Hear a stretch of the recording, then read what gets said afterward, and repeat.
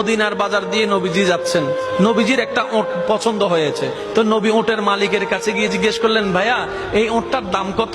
ওই দামাদামি হলো, নবী সে দামে কিনতে রাজি হলেন, কিন্তু নবীর কাছে তখন অর্থ ছিল না। তখন নবীজি ওনাকে বললেন, আপনি আমাকে ওটটা দেন, আমি এখনই গিয়ে আপনার সেই প্রাপ্যটা পাঠিয়ে দিচ্ছি। ওটের মালিক ওনাকে ওটটা দিয়ে দিলেন।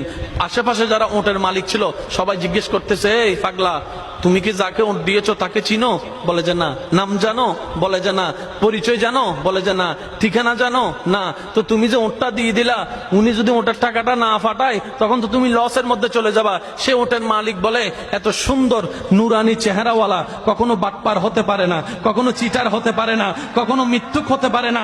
ওনার চেহারা দেখেই তো আমি ওট বিক্রি করার আগে মনটাই বিক্রি করে দিয়েছি, মনটাই বিক্রি করে দিয়েছি, মনটাই বিক্রি করে দিয়েছি। তোমরা যাই বলো, আমার মন বলে উনি আসবেই আসবে, টাকাটা পাঠাবেই পাঠাবে।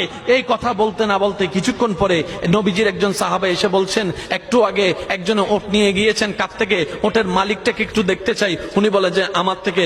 তো উনি বললেন, আমাদের নবী আপনার থেকে ওটটা নিয়ে গিয়েছেন, ধরেন ওটের টাকাটাও দিয়েছেন, আপনাদের খাবার জন্য কিছু খেজুরও হাদিয়া পাঠিয়েছেন, খেজুরও হাদিয়া পাঠিয়েছেন। ওই ওটের মালিক বলে, ভাইয়া